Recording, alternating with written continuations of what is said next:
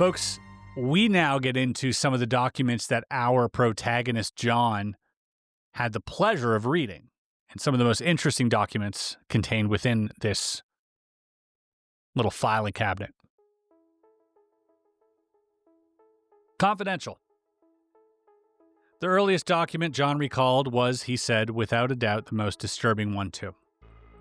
It dated from 1944 and was essentially a very long letter of complaint to the Wartime Office of Strategic Services, OSS, from a certain medical man who was then working at the secret Los Alamos laboratory in New Mexico, and whose team had been required to carry out tests and experiments on a group of very unusual-looking people who had been secretly brought into the installation. In the letter, the doctor was complaining to a military officer about the nature of what was being asked of his team and was extremely concerned about why these people looked the way they did. How do they look, you might ask? Well, let's get into that. John said he remembered clearly reading that at some point in 1943, 17 people of highly strange appearance were brought to Los Alamos.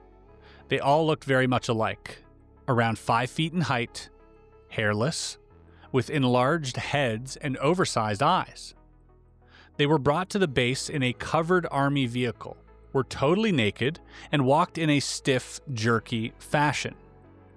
He stressed that the eyes of the people were normal apart from their size. In other words, they were not the large black hypnotic eyes that are usually ascribed to the stereotypical diminutive alien that dominates today's popular culture. The group of people, or creatures, was taken to a secure location at Los Alamos and throughout the course of 4 months was subjected to a variety of medical tests. Blood was extracted, skin samples were taken, and several of the beings were used in radiation experiments and bacteriological warfare tests, a controversial new field of science. Ooh, that's pretty dark. That is pretty dark.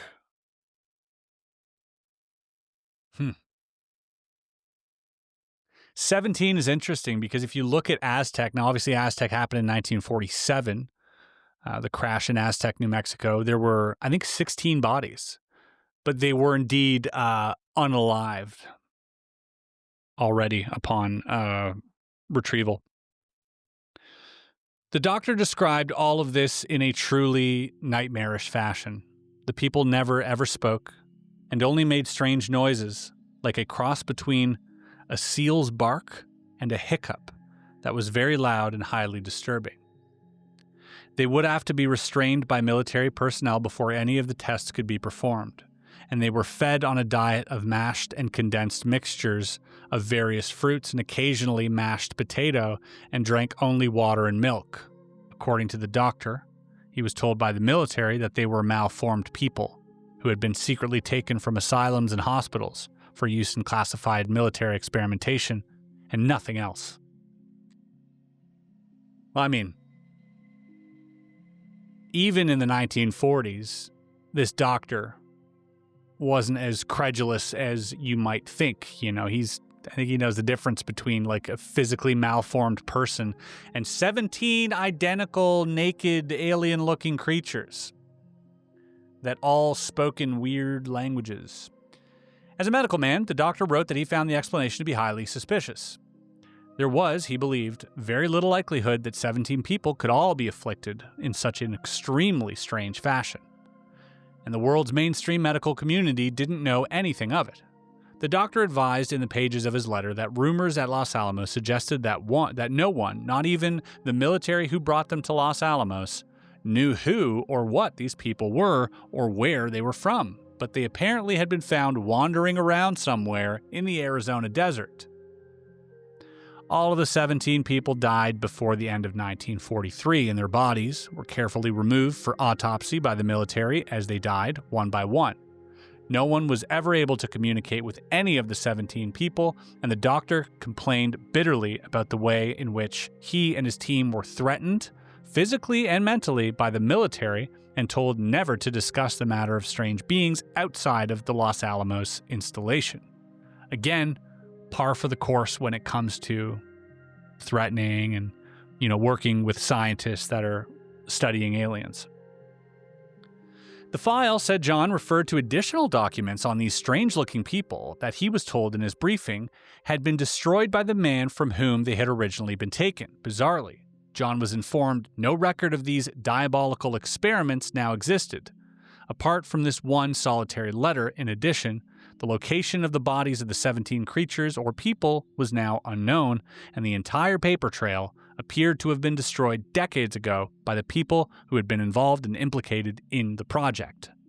It was suspected, however, albeit only by word of mouth and institutional memory, that in some fashion, the beings found in the Arizona desert in 1943 were directly linked to the dead bodies of unusual appearance that were said to have been recovered by U.S. military near Roswell, New Mexico in the summer of 1947. Does this lend credence a little bit more to his theory of mutated people that have been like sort of falsely implanted into, fake UFOs? Or does this just mean we're dealing with multiple crashes that happened potentially before 1947? Next up, top secret.